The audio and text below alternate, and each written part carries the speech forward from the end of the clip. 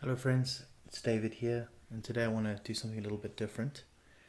This video is ostensibly going to be a sort of talkthrough of my 28mm Crimean War project. I want to discuss several things. Amongst that is going to be why I chose this conflict as a wargaming project. So in other words, what my inspirations were. Second thing will be how I framed the project in my mind from the get-go, and then that also then informed my scale choice, and then some decisions I made about figures and so on. Now, this is by no means exhaustive, and there'll probably be addenda to this at a later date, but what I wanted to just discuss here was sort of some initial thoughts. I think one of the things that we're all probably guilty of as wargamers is that we tend to be relatively impulsive. We see awesome figures. The Perrys release a new box of Franco-Prussian War Prussians, and everyone rushes out to buy them. And we often don't really have a clear sense in our minds as to what we want to do with those figures or what the long-term goals are. And it's just an observation, but I think that has a large part to do with the sort of popularity, or the general popularity of skirmish or large skirmish gaming, things such as sharp practice. It's by no means a criticism of that. People like what they like, and if it works for you, that's great.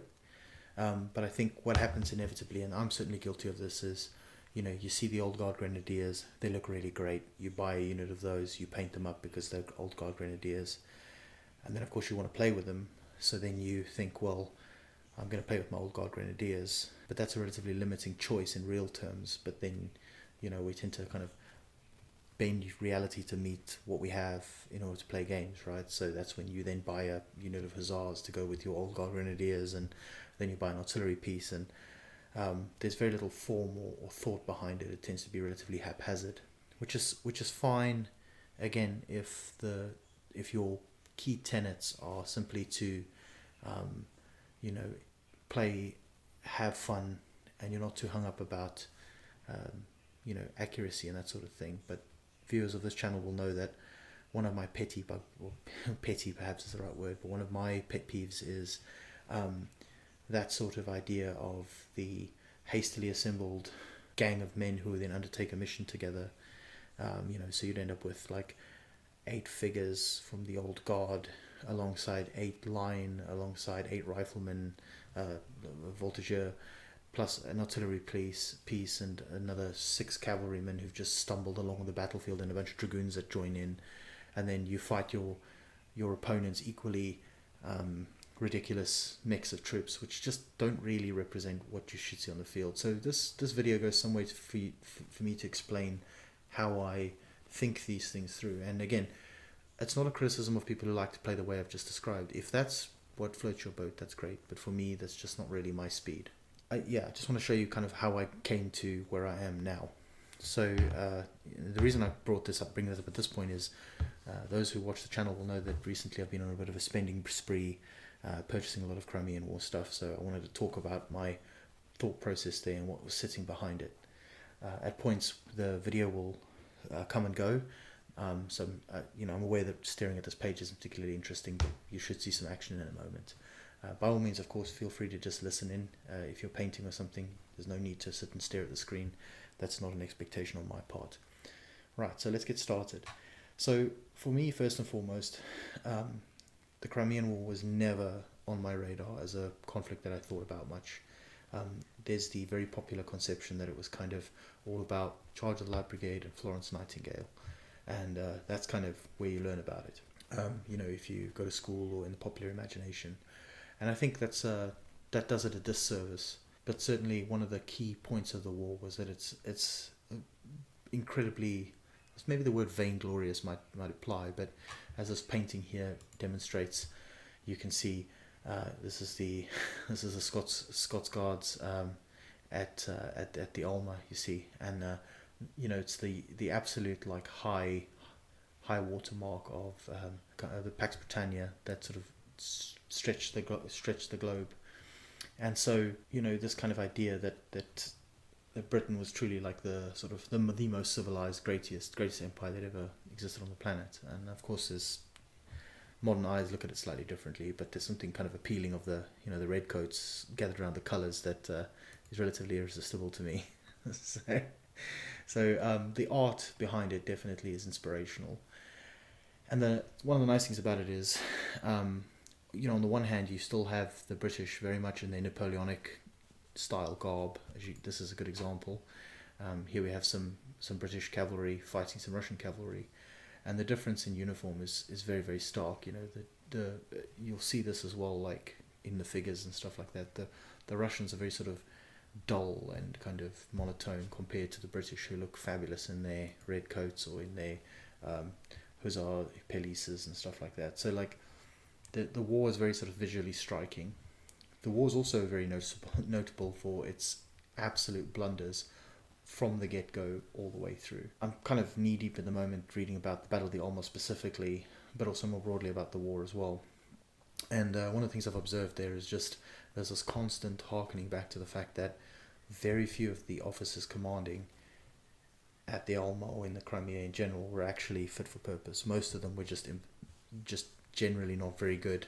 They had very little experience commanding in the field, and that led to some absolute atrocious blunders.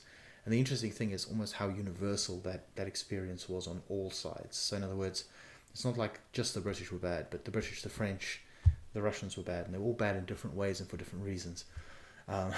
So really, the war came down to and this is one of the things I like about it, the war came down to the successes of the war rather, came down to the very localized command, your battalion commanders who led their men in some pretty suicidal, actions. And then also, I think it's testament to the pure grit of the bog standard soldier on all sides. And we'll this won't be the only video I do on this topic, but as we explore the Crimea together some more, I really want to bring some of those stories to the forefront, because it was just utterly horrendous. One of the sort of interesting things about this conflict is the Russians were essentially an army of conscripted peasants. The British was an army of quote-unquote volunteers that was made up from the rabble of society. And then, of course, the French were an army of conscripts as well, for the most part, with some volunteers in the form of the Zouaves. But really, none of these are the main belligerents in this war, particularly,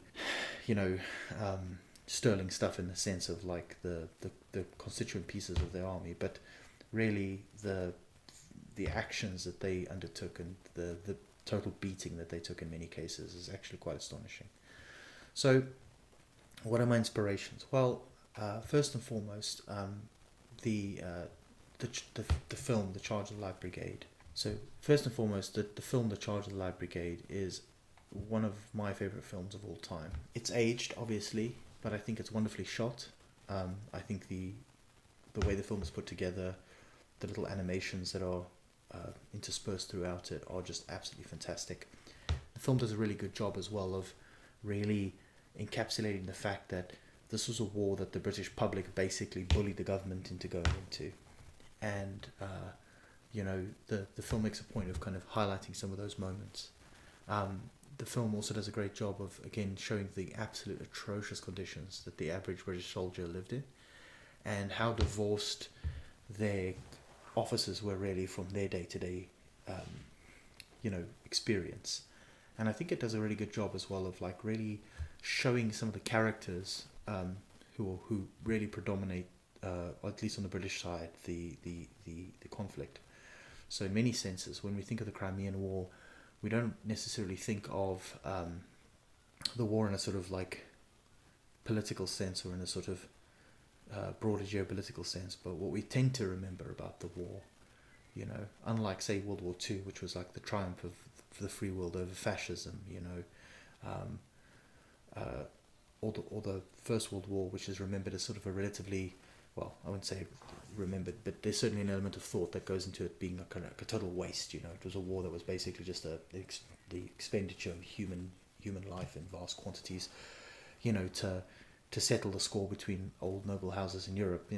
That's one of the ideas, or that might predominate, or that the First World War is the first sort of mechanized war on a large scale, and so that the true horror of that is finally made apparent. The Crimean War sits between the Second Anglo-Boer War, which is probably the next globally high-profile war, and the Napoleonic Wars in terms of wars that at least predominate in the British, or historically had a impact on the British popular imagination.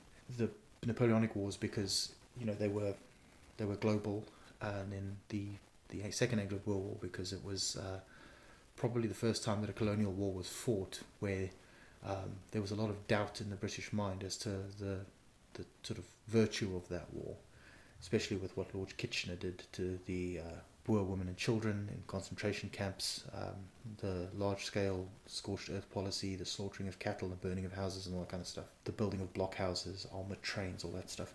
It was a very different kind of war, very different from, say, the Sudan, where Britain was carrying the torch of civilization into darkest Africa, if you want to put it in those kind of romantic terms. But that whole Victorian veneer is gone by the time you hit the Second Anglo-Boer War. So I think that sort of represents, in a sense, the end of the beginning, if you will, of the modern age, and more modern attitudes towards war. The Crimean War falls between these two events, between the Napoleonic Wars and the Second Anglo-Boer War, and it's kind of a nobody's war. So in the popular mind, it's more or less forgotten, and it's thanks to this film, The Charge of the Light Brigade, and Alfred Lord Tennyson, I suppose, that people even know about it in the first place. So it hasn't completely disappeared into the shadows of history, but it certainly is not at the high side of remembrance. And again, I think part of that's to do with the fact that it's a war that Britain didn't particularly shower itself in glory with. But I still think it has virtue, and it's very interesting.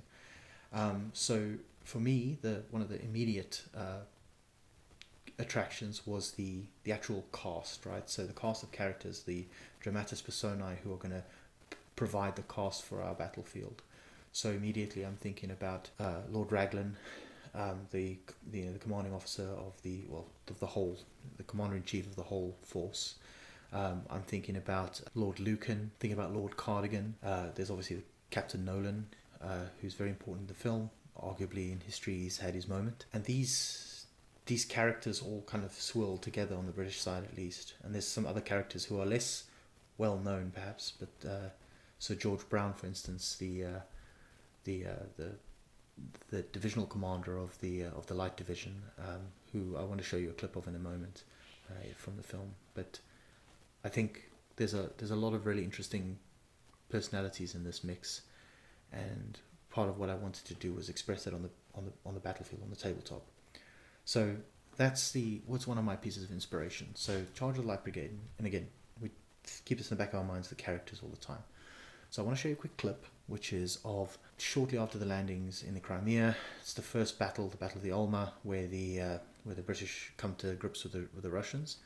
And I just want to show you a clip, and then what I want you to pay attention to as you watch this piece of the film is just the Sir George Brown's nature, and then how snarky he is and so on, and then of course the famous Yuhulu scene where Raglan in a very genteel fashion sort of suggests that Sir George should probably stop doing that. But I'll let you watch that now. Hey, you fellas! Fine fellas! Good seat while my brave boys breathe. Do we fight your battles for you? Is it that you'd have me put about?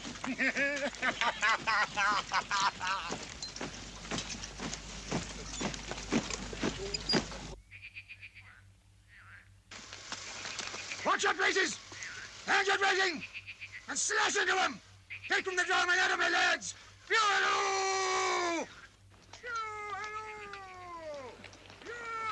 That's Sir George Brown down there. Captain, my compliments to Sir George, and will he stop those confounded yoo-halloos? My horse expects to put up a fox any moment.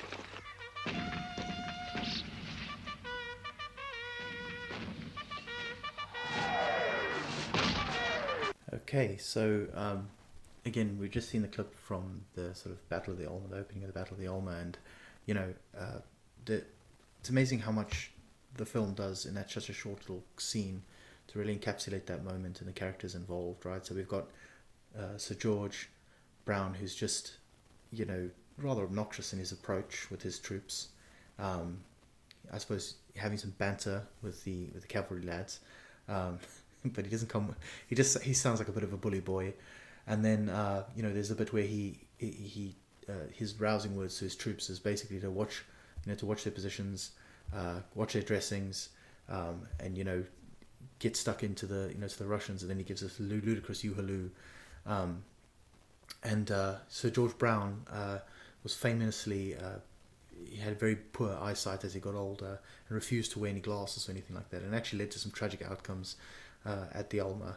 And again, it just kind of speaks to the sort of ludicrous personalities that are involved in the conflict.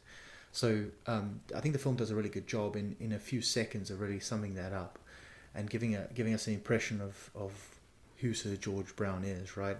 And then of course it gives us also an impression of who Lord Raglan is, because Raglan's response to this is very sort of again, I said genteel earlier, but he was known particularly he was very well known for his sort of very gentle nature and his politeness and so on.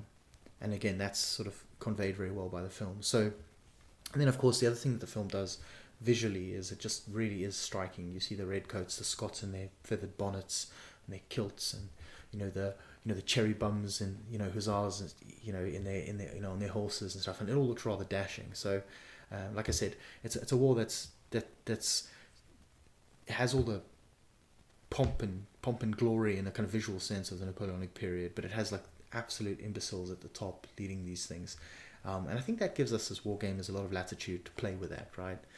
So I think we can play with the scenario, and we can think to ourselves, okay, how can we make this interesting for the players by tweaking certain elements or allowing players to make certain decisions for themselves, or inversely forcing them into a position or a set of orders that don't make much sense, and see how they deal with it, right? So Lord Raglan's famous orders were the infantry will advance. That was it, at the Alma. So not particularly clear orders, shall we say. So anyway, that's one inspiration. The Charge of the Light Brigade film, excellent film. If you haven't seen it, well worth a watch. So put that aside to one side. The next thing is this playlist on YouTube. This is Rolf Astley's playlist for the Crimean War. If you are going to watch one thing on YouTube related to the Crimean War, please do yourself a favor and watch this playlist. 23 videos, and every single one of them has something important in it, or something that's worth listening to. So, like, even if you're not going to sit and stare at the screen the whole time, have a listen, make sure you're paying attention. Rolf has some really good things to say as he talks his way through his project. Okay? So he talks about lots of things. One thing, he talks about the figures that he chose. He talks about how he chose his figures, why he chose his figures. Again, similar to what I'm trying to do here, but again, slightly different, because he and I have come at it from different angles. And but in this list, some of my favorites are this Crimean War Prisoners in Plymouth. This is like a little mini documentary that he made, and I think is well worth watching. It's fantastically done. So think of this as like a real sit down and watch type thing. Again, he's got a sampling of most of what you're going to need for your Russian and British armies, and there's a little bit of French in here as well, some cavalry. And then these slightly longer form videos that are about an hour long, Rangers and Rules and a book review. Those ones are definitely worth paying careful attention to. They're a little bit long. Some people don't like to sit and watch for an hour, but again, with YouTube you can pause and you can come back and watch it later. The other thing I'd recommend is both of those actually you can listen to while painting, and then just look up at moments when it's pertinent, right? And I think, from having done so myself several times, because I've watched all these videos multiple times now, I think you get a very good sense of when you need to look up. So it's a really good playlist. Please do watch it. I think it's a really great resource for anybody who's interested in the Crimea. So please do watch this. It was a huge inspiration to me, partially because Ralph was very clear in discussing what inspired him, and also he's documented every step of the way. He's explained his actions, his thoughts. He's got some really good input on things like whether or not an Osprey book has got a uniform detail correct or something like that. Now that might not be to everyone's taste, but I think it gives us an insight into like what these projects can become, right? A real passion project. And then of course his video on Rangers and Rules, here is very good, because he cuts to the kernel of some things which I'm going to touch upon in this video. So definitely watch this playlist. So again, if you haven't watched it already, please do watch it. I think it's highly well worth watching. The next thing that's an inspiration for me is this website. Now, this is Paul Ward, or Matakishi's Tea House. He has a YouTube channel, and in his YouTube channel, he tends to show some bits and bobs from this website, including a Crimean War battle report that he does. Now, he plays the 19th century rules from Neil Thomas, but he's done a really good job with his website of documenting what his plans were and what his outline was and how he did it and what the troops look like. So you get some really good eye candy here. And to my mind, what was really cool about this was as I was looking at this, in my head I can already see, like, okay, so I like what he's done with the multi-bases. I like the 8s, but I might go for 6s instead. So it's very much a dialectic process, right? I'm observing what he's doing. I'm thinking about what I want to do for my own troops, and I'm constantly it's constantly informing my own decisions, right? And the nice thing is he's really well documented all of the stuff here, the big army plan, the British and the Russian army, and then he's done his Highlanders, and it's just, you look at this and you think to yourself, right, that's what I'm going to do. Another thing about his choices are he's kind of dabbled in a lot of different ranges, and his painted examples of these Great War miniatures, which are available from North Star, are some of the best available in terms of visual spectacle on the internet. So if you're looking for like inspiration of like, oh, what am I going to look like? What are my troops going to look like when they're done? Look here, and you'll get a good sense of what to expect when you get to the finish line, right? So this is an excellent website with lots of nice pictures to look at and ogle as you're working your way through your mounds and mounds of lead. And here's like the shot there. He's got his French contingent in this picture. I believe he's kept adding stuff to it as well, which is really nice. So, and he's been very clear again about his purchasing decisions and what he likes and what he doesn't like. So what I want to do is I'll come back to this page in a minute. But what I then thought to myself was, okay, I have some firm inspiration in my mind, but what am I trying to do here? Well, I know I want to talk about the personalities, and I know I want to wargame that portion. So what I did is I looked at the various battles of the Crimea, and the battle that everyone kind of remembers is Balaclava, but there's two battles that I'm really interested in. Well, three really. One of them is the Battle of Inkerman, right, which was the soldiers' battle. Another is the Battle of the Alma, and then of course the other battle is the Battle of Chennai, which is Chennai River, which was fought between the French and the Sardinians against the Russians. Those three battles are the main ones that I'm interested in. Of course, I'm interested in Balaclava as well, right? But I thought as a starting point, the Alma is a really interesting battle to play on the table, I think, because let's click and have a look-see. But all the main personalities are involved at this point, and it's a kind of opening salvo, right? So the forces are fresh-ish, and the battlefield is kind of a classic assault, right?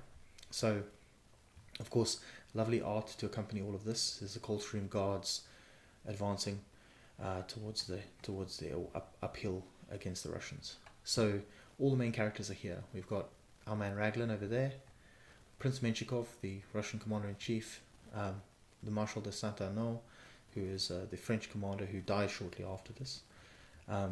So everyone's present, and there's even a Turkish contingent. And so what's really great about the Alma is it actually allows you to kind of paint up everyone, minus the Sardinians at this point, right? But you can always add them later.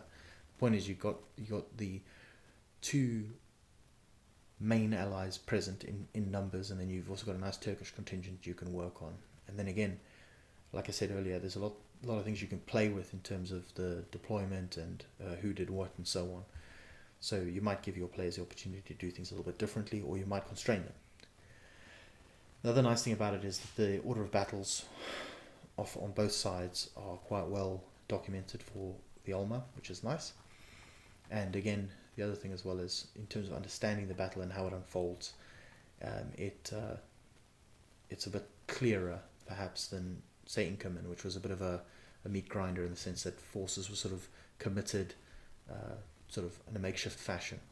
So one might say that the Alma, that there wasn't really a plan as such, and when we did deep dive that in another video, that'll become very clear. But when you look at this map, for instance, the north is at the bottom end of the page here, and south is there. So this is, if we're heading upwards with the British on the left and the French on the right, we're heading towards Sevastopol.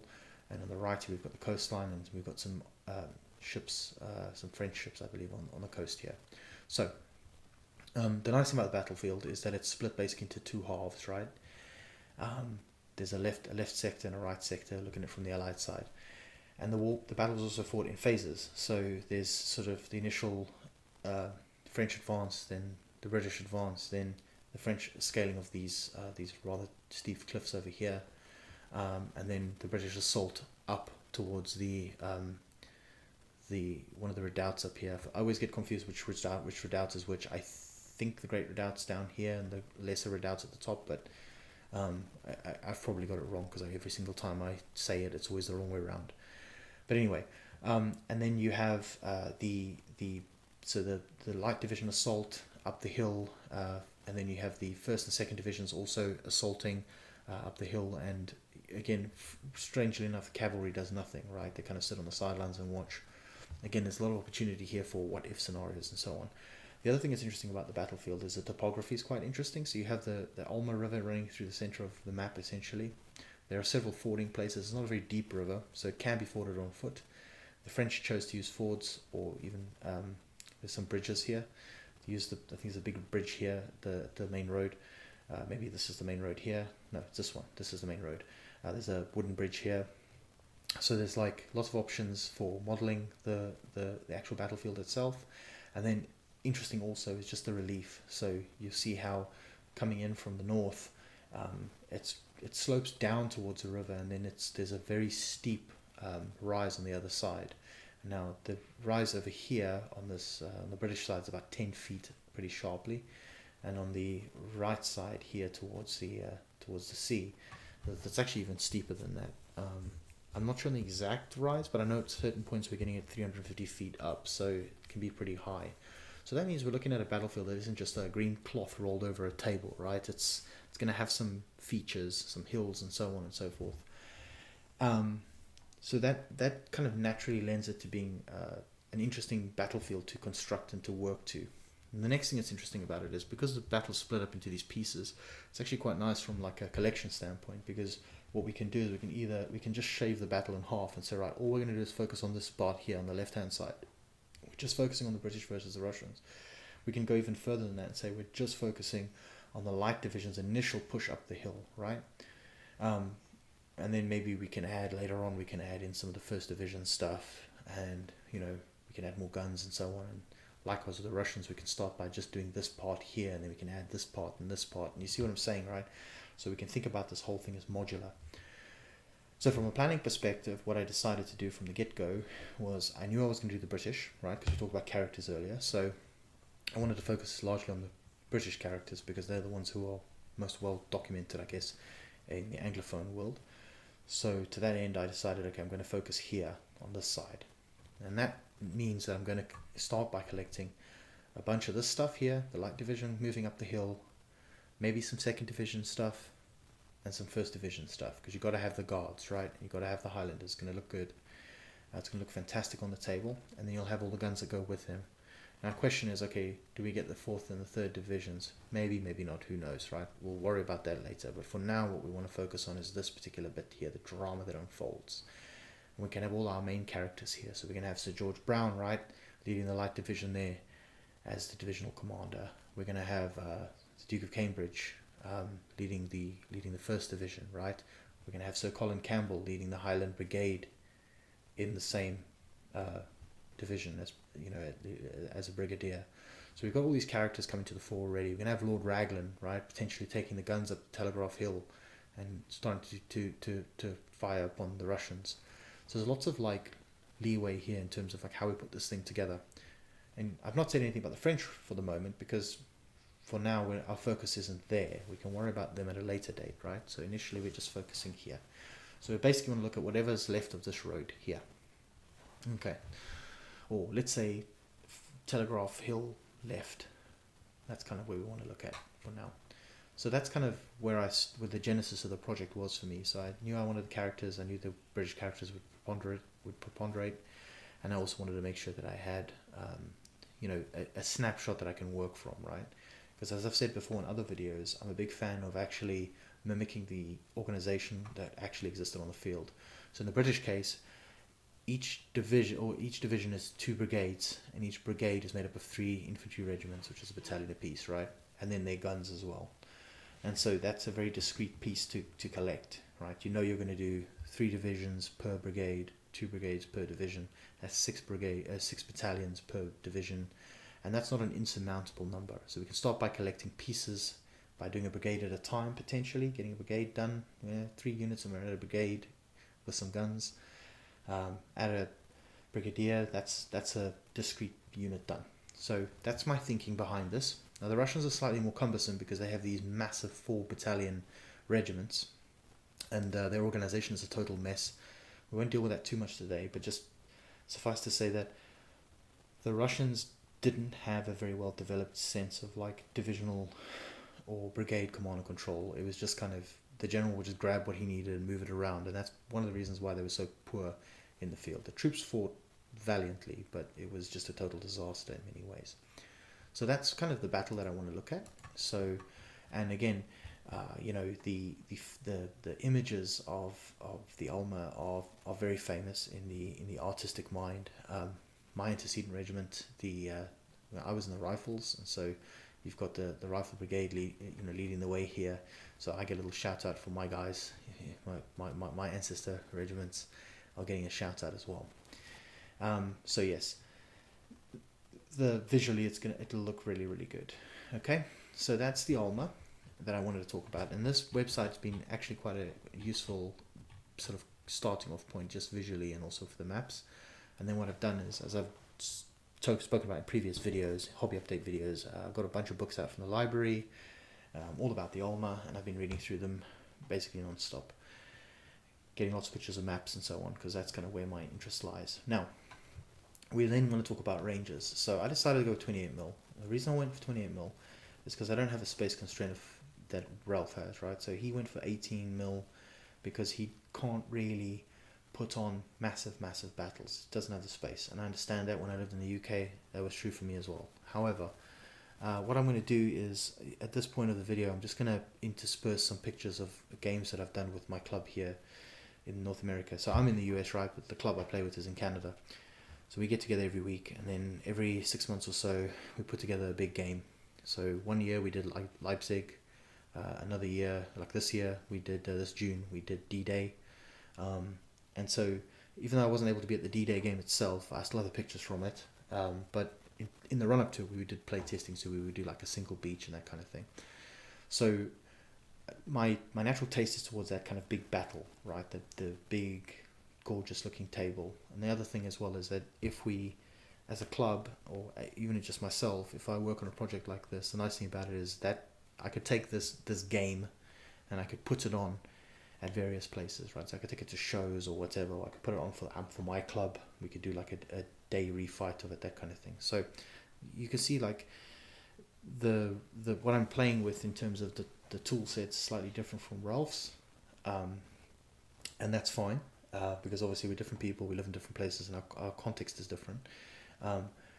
But I think much like he has managed to make his units look nice and bulky, and they look really good on the table, that's something I also want to mimic, right? What I would not be satisfied with, and this is an aesthetic thing, is I don't want to have 12 blokes on the table and say that's a battalion. It doesn't really look like a battalion to me.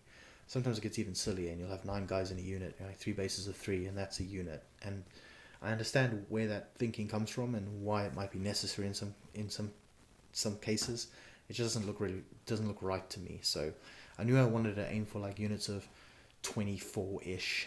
I'll explain what I mean by ish in a moment. So needless to say, the first place I went to was Wargames Foundry. So Wargames Foundry actually has a Crimean War range, which was sculpted by the Perry twins, famous from Perry Miniatures, of course. And the nice thing about it is they have gun limbers. I know that not everyone cares about limbers, but actually I'm a limber fan. I think that they really add to the table, and they look really, really nice. So they have limbers, which is quite nice. They're expensive as all hell, but that's the price you pay with Foundry. So a couple of downsides to Foundry. One is their cost is insane. They used to have decent value sometimes, but in recent years they're certainly on the upper end of the cash requirements to purchase. The other thing as well is that some of their molds are getting old now, so they tend to be.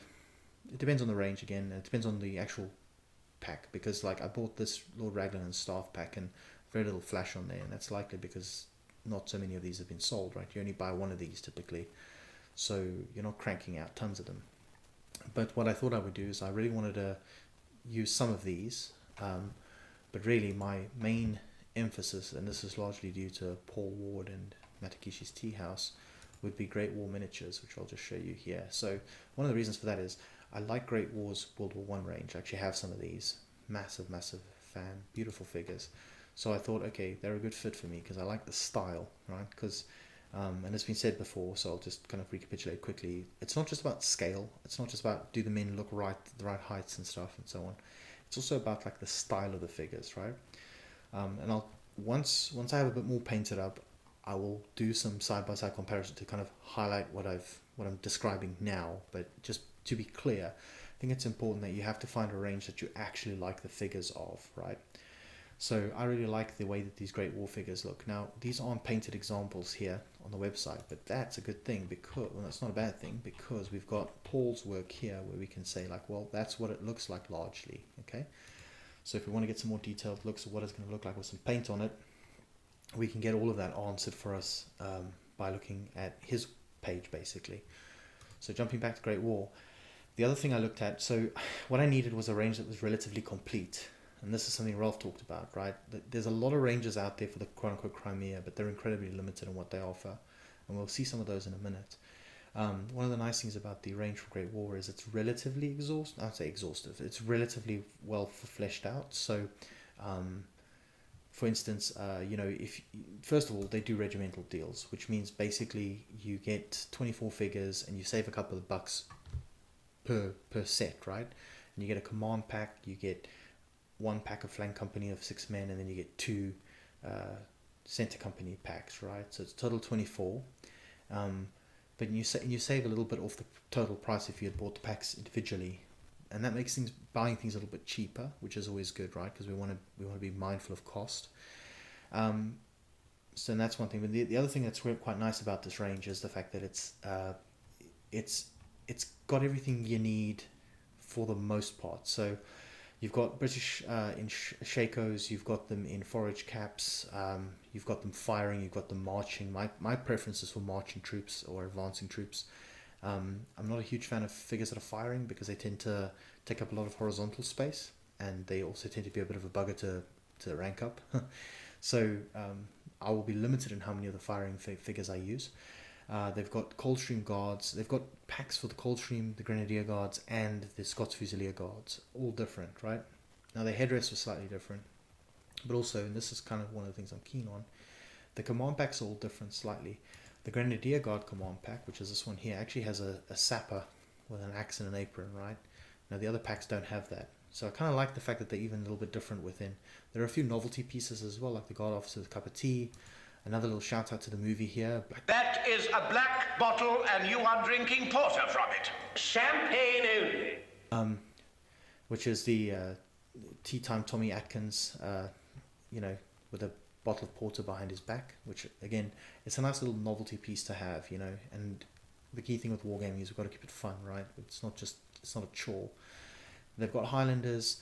They've actually got packs that are for the 93rd Sutherland Highlanders, the thin red streak tipped with steel for Balaclava, which is really cool. So this will definitely be one of the units I make, right? So my 93rd Sutherland Highlanders will be the ones from Balaclava in that kind of thin red streak. They've got Rifle Brigade figures. They've got lots and lots and lots of command figures. So they've got like Lord Raglan and staff, right? And I think if we look at this, they've got this Pennyfather figure here on the left is based, I think, on an Osprey picture. He has a telescope in his hands. Looks like, I can't tell from this range, and zooming doesn't really help. But there's a picture, Queen Victoria's Commanders, I believe, Osprey, which has a picture of General Pennefather with in this pose. Great resource for painting him, and also the figure looks good. Then of course you've got Captain Nolan over here, you know, famous from the film. So Colin Campbell and Highland Colonel. They've also got the Duke of Cambridge, which no one else seems to have. General Cathcart they have as well, right? And then what I thought I could do also is use like the non-General Cathcart figure. I'm not sure which is which here, to be honest. I'd have to look at a picture of Cathcart, but you use the non-Cathcart figure as like a different, you know, divisional commander or brigade commander or whatever, right? So maybe you need Sir George Brown, so you find somebody who kind of like Sir George Brown, and he becomes your Sir George Brown. Tongue twister today.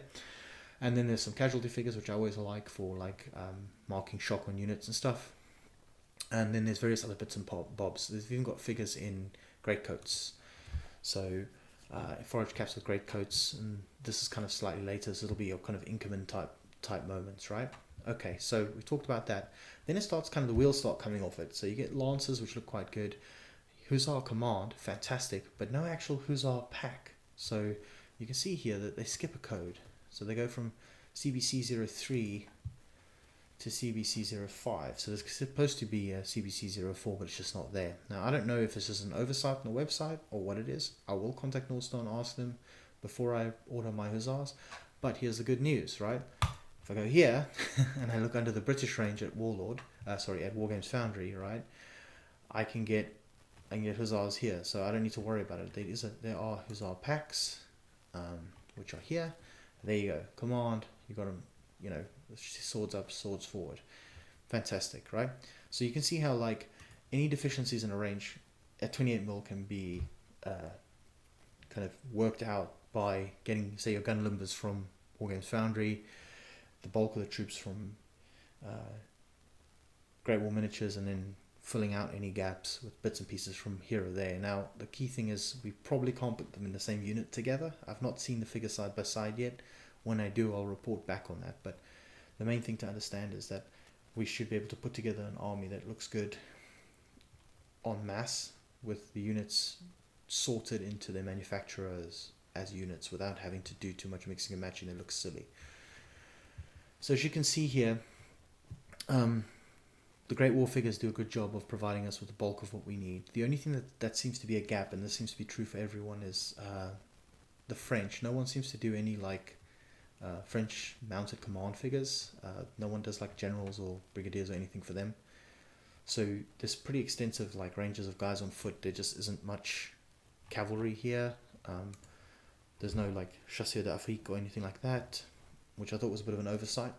But again, we'll get creative at that point.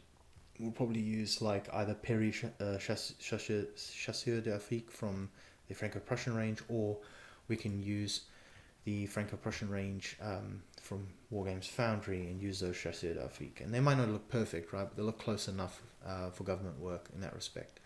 So again, at the inception of this project, I'm not just buying stuff and thinking, oh cool, that'll be nice, that'll be nice, that'll be nice, and then painting myself into a corner where I get to the end and I'm like, oh bugger, I didn't think about that. Now how am I going to do X, Y, and Z? And I kind of hit a brick wall, right? I'm constantly thinking to myself, right, how can I make this happen? What are my options, right? So flags are another thing. North Star has us covered. They've got pretty much everyone's flags here, so we're okay there. So no big deal, right? We can live with that. So I hope I've demonstrated that this is a pretty complete range. The Russians are quite good. And again, you can come to this website and look on your own time and look at what an ogle and whatever. The fact is that there's plenty of mounted officers here, so we can make these our kind of nominal brigade commanders. Again, I said that the Russian hierarchy is very flat, so we probably don't need too many of those, but it's nice to have some mounted officers, right? And there's lots of nice, here's a sort of pseudo narrative little pack, but this NCO's dressing ranks, you know, the NCO's bullying and pushing men into shape. And these sort of packs are nice to just add a bit of flavor, because what we're going to see with the Russians, right, is a lot of men just marching in greatcoats, and I think that it looks impressive when they're all together, but I'm thinking from a painting perspective it'll get dull, right? So one of the things we want to accomplish here is to make sure that that I am staying engaged as a person who's painting these figures. I'm on board, you know, out of my mind, right? So again, the Russian range is only 2 pages long. It's not super, super, super exhaustive, but there's enough there for us to make some headway, right? Now, I decided to use this as the basis for my Russian and my French and my British collection. There's no Turks here. So luckily, we'll look at this range quickly. There is a set of Turkish figures from Wargames Foundry. We can use some of these to fill out the Turks. Turks will be a nice little change of pace. They wear blue, same as the French, but slightly different blue, I guess. More importantly, they just look different, right? Been interesting force to paint up. And I have a mounted like Turkish commander already, and this guy here from the Turkish regular cavalry pack looks like he could stand in as a sort of general figure. Let's zoom him in. That's not very helpful, is it? He looks like he could fit in as a sort of commander type figure for our Turks if we need any more. But I think we could probably get by with just one mounted sort of Omar Pasha type figure. So we've got our Turks covered. Happy days, right? No big deal. The artillery crew is there. We just buy guns that are appropriate sizes and we're off to the races. Okay, so Turks are done. We're happy with that. The French, we're not so happy with. We've got bulk of our infantry. Even Foundry doesn't really do much by way of like sort of command figures like generals and such, right? You see they got some casualty figures, which again are really handy, but they're not particularly useful for us for this, because we need a guy on the horse to be a brigadier or so on. So just for completeness' sake, we want to check out here. This is the Black Powder range, the Crimean War. Warlord has a range. It might get expanded. I'm a bit wary of that, and I'll explain why in a moment. But it's clear to me that these figures here, which I actually do own this pack, these guys, this line regiment here, so excuse me for my very slow internet, but I live somewhere rural, so we don't have great internet because this is America and we can't, we won't just fix things. But they've got this really awkward leg positioning, which I'm not a big fan of. And the other thing that I observed as well, having seen the figures up close now, is that the standard bearers and the drummer and the officer leading the unit are very different in their proportions to the troops that they're leading. These figures seem a lot slighter and these seem a lot bulkier, almost like they were sculpted by different people, right? And I think this is typical of the warlord propensity to purchase other ranges and then fold them all together. And the problem is it doesn't always work because stylistically they don't look right. I'm sure these lancers are lovely, but if they're anything like the British line here, they're just not going to be for me, because I can tell you already I'm not a big fan of the style here. Their Russians are plastic, which are an interesting option, but they're very expensive compared to what I could get in metal, so there's not really that much reason to go for the plastics if I can get roughly the same quantity but in metal, right? And again with a range that I far more prefer. There are some other guns which look like they may be of use to us. Highlanders I'm not really interested in. There are better options out there.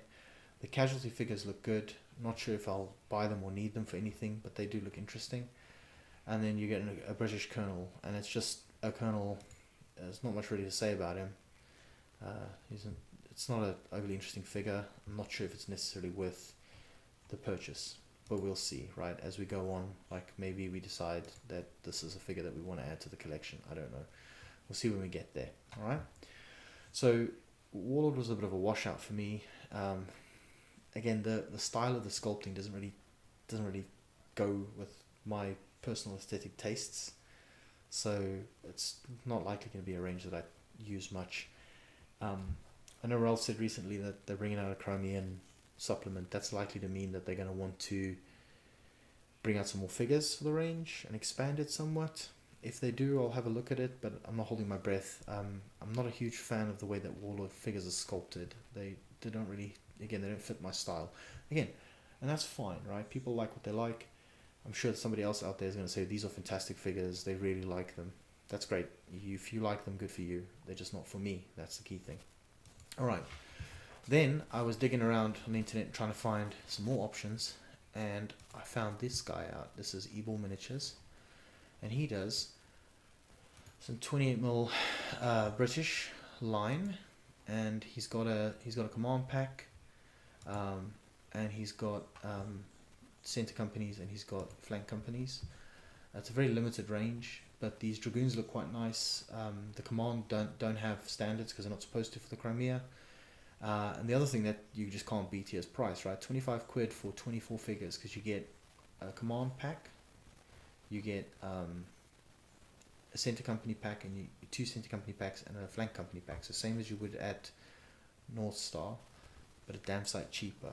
Now, yes, they'll all be more or less the same pose throughout, and I'm not normally a fan of the advancing pose. Kind of a bit busy, and it takes up a lot of horizontal space, as I mentioned earlier. But, you know, I'm prepared to entertain this. So to that end, I've actually purchased one of these line regiment packs, and I've purchased some of these cav to make up my units. You know, a heavy dragoon unit. And so in my head, I'm thinking to myself, okay, well, I know I'm going to need lots of line battalions, so there's no downside to purchasing another line battalion, right? I'm going to use it. And then, as for the cavalry, I was looking at the numbers for the cavalry in the Crimea, and they seem to have been really stripped down.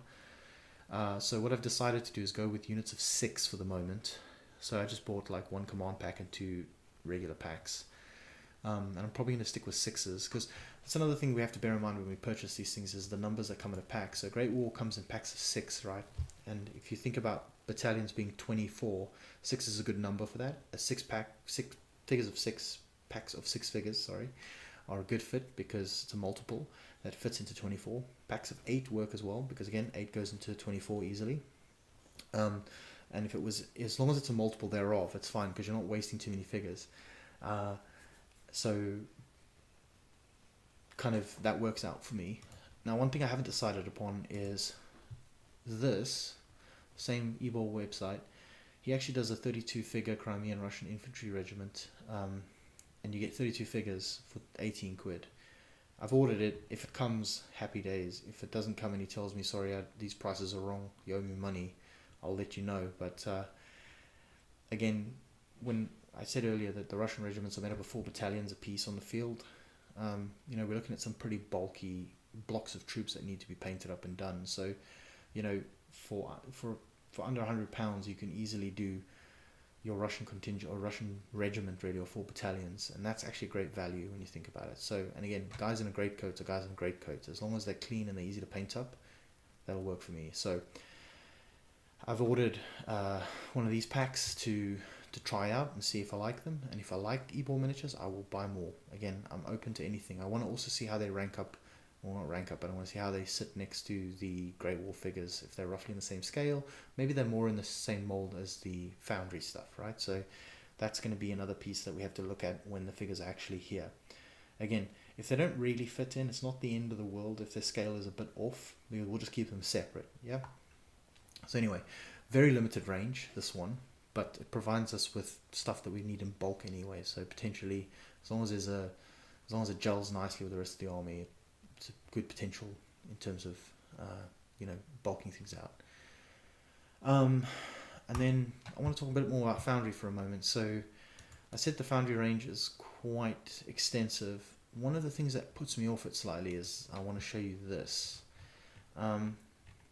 There's this tendency. So they do really cool things. They do like Royal Horse Artillery, right, which no one else does. Well, I say no one else. Somebody else does. We'll show you that in a bit. But looking here, one thing that does get my goat a bit, so I talked about multiples earlier, right? So you can see here that you get, like, these foot guards, you get 8 per pack, right? So that's good. That's a good number, right? That's what I said earlier. It fits into 24. But then the command pack only has 6 figures, okay?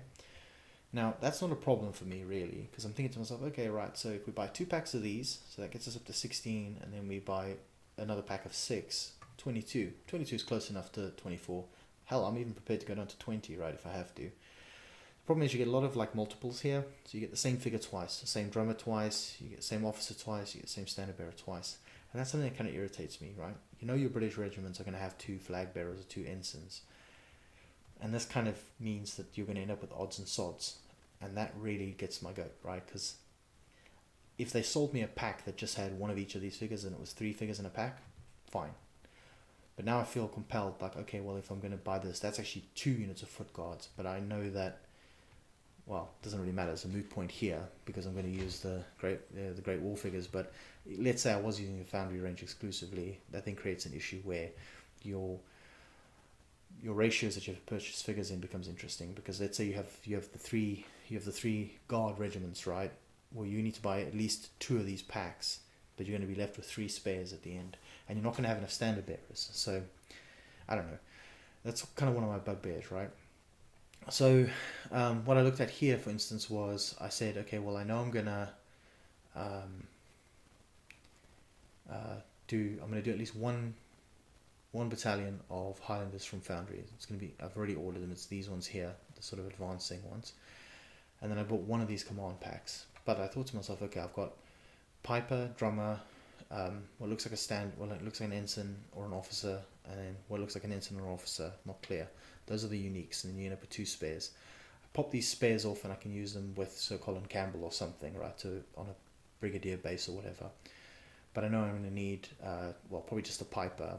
Might have to use one of these as a standard bearer, the other one as I'll need 2 standard bearers, right, 2 ensigns. So I'll use 2 of these as ensigns, and I'll have an officer of some sort. But I'll figure that out, right? I'll make it look good on the base itself. But I found a use for the spare, right? But if I was fully committing to this range, it could potentially be an issue. It's just one of those little things where I don't mind if the bulk figures are all the same pose and look kind of the same. That's not a big deal for me. But I don't like it when like command figures are just carbon copies of each other, and then you end up with odds and sods, right? And I know that with the British I'm going to do 2 flags per battalion, because that's kind of what looks good. The Russians, I'm not so stuck up on that point. But there's actually quite a few variations here. You got them in their little coatees here, which is quite nice. These are really nice figures. There's no doubt about it. The other thing that's quite nice is the peri-sculpted range has some kneeling riflemen. I don't believe that the Great War shows you pictures of theirs, but they have kneeling men in fatigue caps, which again is a really cool pose if you wanted to do like some skirmish screens in front of your troops. So there's a lot of options here. There's some versatile packs, like they've got this one which I purchased already, which is the guard officer, the Turkish officer, and then a line officer, so it says on the packaging. And they've got tons of guns available, and then the limbers, which we talked about earlier. So it's a relatively extensive range. The Russians pretty extensive as well. Again, great options here in terms of just bulking things out. Now you don't really have the same problem that I just described when you come to the Russians, right? Because I can take this pack and I can split them in half into 3 and 3, and just assign them to a block of other troops. So maybe you buy 2 packs. So you get up to 16 and then you add 3, so you're at 19. Okay, it's a little bit shy of 24, but maybe it's a bedraggled unit. You put some casualty figures on the base to bulk it out, or you end up with some spares elsewhere. You whop them together and you're off to the races. And not every unit has to be 24, but as I was saying earlier, for me it's largely aesthetic, which creates another problem, which I'll talk about in another video. But it's to do with basing and how I want the units to look. But I'll talk about that separately, and that'll probably be a much shorter video that we can just throw out as a question to the community. But some really good figures here. I mean, this is fantastic. But one thing it does get my goat. So here's the command figures. You can see drummer, standard bearer, officer. Officers in a kind of frock coat. The other dudes are all in great coats, right? And they look fine when they're going to be in units with great coats. But Foundry also did some really cool odds and sods in terms of sculpts. They did this Moscow or Butyrsk regiment advancing, and they wore this really weird uniform that seems to have come from the Caucasus, right? And it looks good, and it's based upon a picture in an osprey, and it looks sharp. Now the figures are all multiples of themselves. They all look exactly the same. There's just one sculpt that's been repeated, and you get 8 in a pack. The problem I've got is there's no command pack for the buggers. So what we do then is we're going to have to sort of mush in together some of those greatcoat figures, standard bearer, drummer, officer, or we can maybe do what Paul Ward, with his, he did a Moscow regiment unit. Again, his design aesthetic is slightly different from mine. I still think it looks good. It's just not the way I want to do it. but he just put a mounted colonel essentially with his Moscow boys. But I really want my guys to have flags, especially since the Moscow guys actually carried a slightly different flag from the rest of the line, right? So again, it's something we'll have to deal with when we get there. But bear in mind, again, there were 4 battalions of troops that probably were dressed like this at the Alma. In fact, there's a funny story that one of the Russians from this regiment was captured by other Russians who thought he was French because of the kepi type helmet. It's like a shako, but it looks kind of like a French uniform, right? It's all baggy and stuff. And they wouldn't believe that he was Russian. They thought he was a French spy, or that he had been captured legitimately, and he kept telling everyone, I'm a Russian, and they just wouldn't believe him. So I thought that was hilarious. So I definitely want to get these guys on the table, but I'm going to have to figure out a way to work around the problem I've just described. Now, I'm not good at conversions, so it's unlikely that I'm going to take one of these guys, cut him up, and make him look like he's a color bearer or anything like that. It's just not going to be something I'm capable of doing. So we may have to get a little bit creative there with the command figures. We'll deal with that later. Not a priority. Okay, so I said earlier, like, you want to range this complete. Honestly, push comes to shove, I just wouldn't even bother putting these guys in different uniforms. We'll just say, they just put a great coat on like everyone else and get on with it, right? But it would be nice to add a dash of difference to the army. And this is where I was slightly disappointed also by these infantry and the shell jackets, right? So you get the loading ones, you get the jackets firing, and then I believe they've also got them advancing, right? And I was like, oh, this is awesome, right? It'll be nice to have some Russians in actual green. Wouldn't that look nice? Problem being is there's no command pack for it. So even though you got this lot, and you can get an officer in a frock coat, which would be green, which would look great, your drummer and your standard bearer are going to be wearing a great coat again. So kind of put a damper on that. But I don't, again, much like the Moscow regiment, I'm not sure what I'm going to do there. I might just throw in one of these battalions just for a bit of difference. We'll see when we get there. If anybody has any ideas on that front, please do let me know. I'm all ears. Again, I could do with some guidance on this if you've got some ideas on how we can work around it. Again, conversion's not really an option, because even if we could cut the musket out and give the guy a flagpole, he's not really a standard bearer. He just looks like a bloke who's picked up the flag and is running with it, right? He hasn't got like the correct sling or anything like that for carrying the standard. But again, that's why I'm doing this video, right? I want to sort of bring it to the forefront of like how much thought goes into these things. It isn't just a case of I was like one day woke up and started buying stuff. I very much thought long and hard about it. I made some decisions. I purchased the Crimean box because I got to go for a good price. I knew it was something I was interested in. I only bought one box though, because I was like, well, I don't know if I want to like these figures or not. And I'm painting them at the moment, and when they're painted, I'll give you my thoughts on that. The key point is we want to be reasonable and we want to be thinking when we purchase stuff. We don't want to just buy willy-nilly. Now, that said, once we find what we like, we buy it, right? We're going to do what Ralph does. We're just going to purchase as much as we can with our pennies and get the stuff while we can, just in case the range goes away or the molds start getting even worse or anything like that. So, all right, we've talked enough about Foundry. We've talked about Warlord games. We've talked about Ebor miniatures. There's a few more on our stops on our way here. So, there is another range that I need to quickly pull up for us,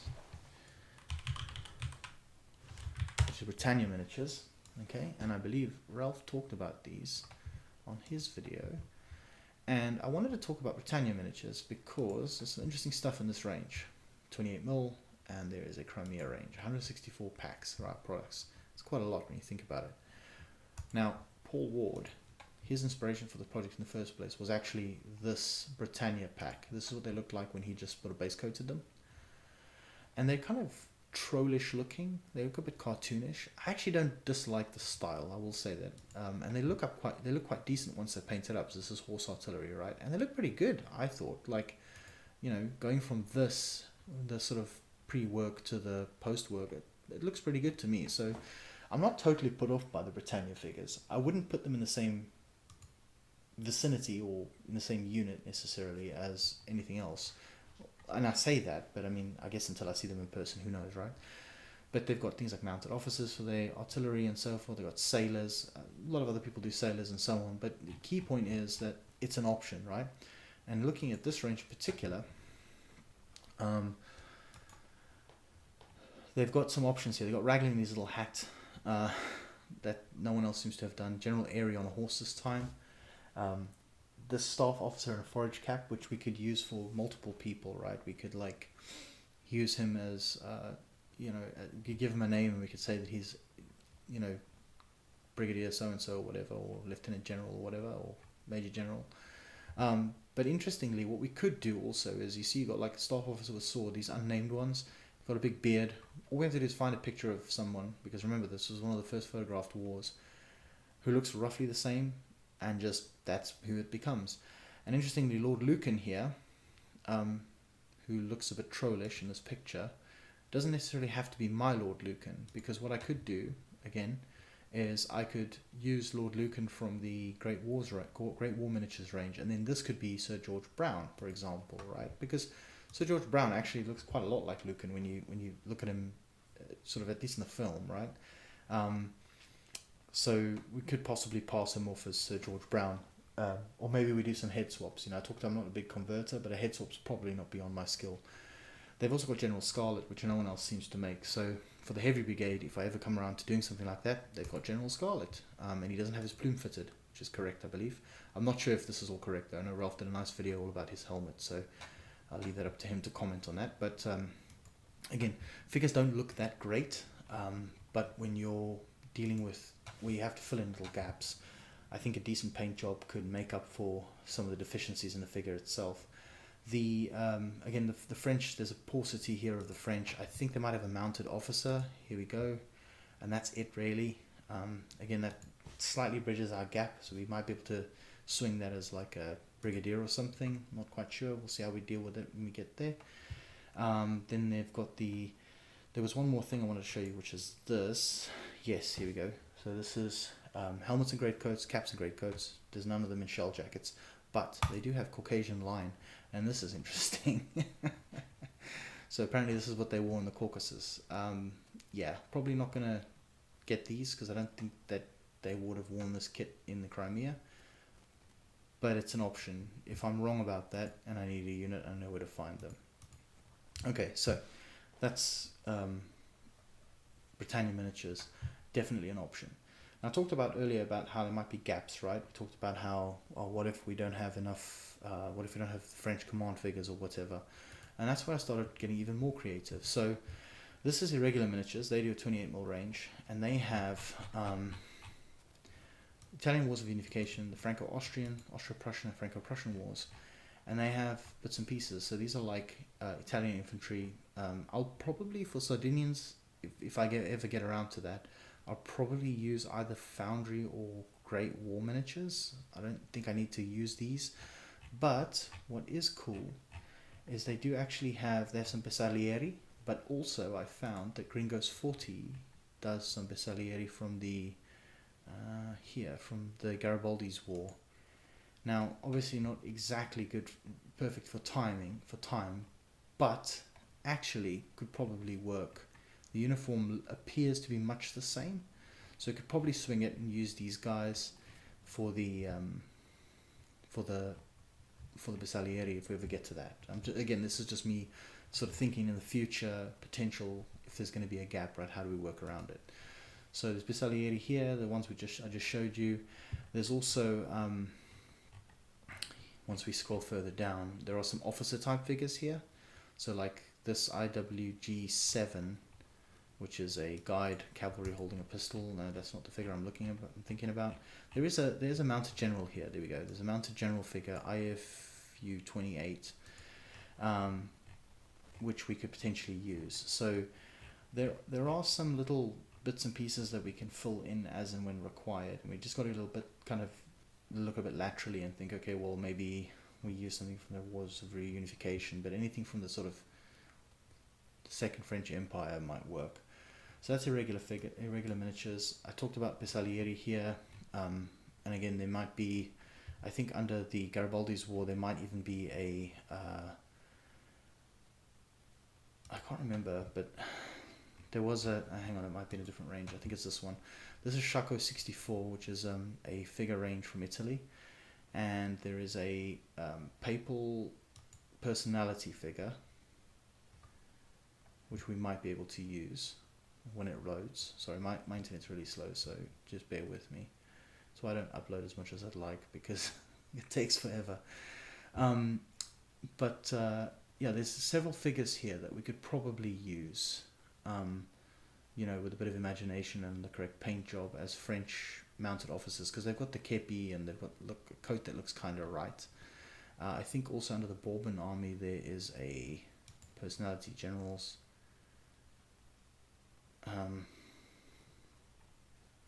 There are also these figures here, and they look like kind of old, tired French officers, you know, that we could use in the you know, in the Crimea. So again, like I said earlier, we just need to get a bit creative sometimes and fill in some of the gaps that are created by Rangers not being complete. So I think there's a lot of opportunity here to you know, fill those gaps ourselves and do the best we can. So anyway, that's kind of the figures. It's a brief survey. It's by no means exhaustive. There are a few other odds and sods here and there, but that's a kind of 28mm survey, if you will, of stuff I think might be useful for the project. So again, if you're ever thinking about doing a 28mm Crimean project, you know, hopefully this helps you out. Another main thing is I found this PDF online, which is really useful. This is the Battle of the Alma Order of Battle. It's got all your Russian units that are engaged, and it also tells you how many battalions. So like Moscow Infantry Regiment, 4 battalions, right? It gives you all the French are listed out as well. It'll tell you if it's a chasseur à pied battalion, but it won't tell you how many battalions are in the regiments. I think it's 3. Correct me if I'm wrong, but I think it's 3. Yeah, that gives you the French there, and then it gives you the British here as well, which is a lot easier because, you know, a regiment equals 1 battalion, right? And that's it. So this was quite a handy dandy little PDF that I've followed. It's at this website here. I can probably put it in the notes for this video if anybody's interested. And then the last thing I did was I created this rather cumbersome spreadsheet, and what I did was I decided that I wanted to kind of list out what I'm purchasing, what it costs, and if I've bought it or not. So I broke down the Alma Order of Battle, and I've listed it out here with who's who in the zoo. And then what I've done is I have marked the pack that I'm going to use for that unit, and then I've marked how much it's going to cost, and then if I've purchased it or not. So you can see here, looking at 1st Division under General Bentinck, you've got 3rd Battalion Grenadier Guards, right? That's the pack I wanted to use. That's the regiment deal from North Star, 24 figures, Great War. That's what that means. How much it costs, and then if I've bought it or not. And as you can see, I've bought it, right? It's already come. I have Sir Colin Campbell. I have the Piper and Officer on the way. I bought some figures from Wargames Foundry. The unit's going to be 20 strong, right? Notice how much more expensive it is getting them from Foundry, right? But so that's what I was saying earlier. Like, you need to try and find like ways of mitigating the cost, right? Because you can't keep spending $40 on a unit. So Ebor Miniatures might really come in and save the day there. I've got my Warlord unit here. I don't know what I paid for them, but it wasn't that bad. I got them on a deal. But I decided to do them as the 55th, the Westmoreland Regiment. Their line, their facings are green, 24 figures, and they're from Warlord, right? And they are purchased. So I've done that, and this just helps me kind of organize my purchases and stuff, so I don't double buy. I've also tried to keep everything kind of in the same space. So the next step then for the project, we talk about planning side, is okay, we've chosen our war, we've chosen our scale, we've chosen what our kind of key markers for the project are, what our goals are. For me, it's the personalities, right? I know that I want to do something about the Alma, so I'm going to focus on the Alma initially. So I've taken that order of battle, and that's provided me with a roadmap. I know what I need to do to build each division. So I know I want to do the 1st Division because that's your Highlanders, that's your Guards. It's going to look good on the table. I know that I also probably want to do the Light Division, Sir George Brown. Definitely going to do that. So I will put that together, right? And I'll probably do the second division as well. But we'll see when we get there, right? Again, we got to think like piece by piece. We don't want to get too snowed in by the whole process. So that's going to be that's where I'm starting from now. So the next piece then is going to be, and this will be in a separate video, will be how do I figure out how to paint the figures, because I've got to now figure out a couple of other parts that are required for the purpose of this project. Is I've got to ask myself, okay, I know roughly how many units I want, how many figures I want in an infantry regiment, or battalion rather, and I've settled on 24-ish, right? So some units will be 20, some will be 24, some might even be larger than that, just depending on how I feel and what I want it to look like aesthetically. How am I going to base them? All right, and I have a lot of options here. That's a discussion for another day, but I want you to remember that that's a part of our thinking, because we've got to ask ourselves, what rules are we going to play with here? Now, I'm going to say something that's probably not very popular, but I don't really care about a rule system's basing scheme. It just doesn't bother me. I think as long as you roughly conform to either 18 centimeters or 24 centimeters as the width of a unit in line, and both sides are kind of the same, you're okay. Bit of overlap's okay. Doesn't have to be perfect, right? That works for me. I can live with that. I don't need the bases to be perfectly symmetrical on both sides of the table. And I'm just not prepared to let a rule system, which may or may not be around, determine how I base my figures. Just personal. I base them the way I like to base them. But that also creates a problem, right? Because I know what I like in terms of visuals. But then I also need to think, okay, if I'm going to put 6 or 8 figures to a base, what base size looks good, and then you start getting to the aesthetics of it. So again, discussion for another day. But it does. The other question there really is about how that unit would then look when it's splayed out on the table, right? So, and again, not a chat for today. But anyway, so I hope I'm gonna kind of end here. But what I just wanted to kind of highlight again was just like, this is how I've thought about this Crimean project. Okay, so I've started painting up my first battalion, which again using my handy little sheet here, and I'll probably add a column here that's like painted, yes or no.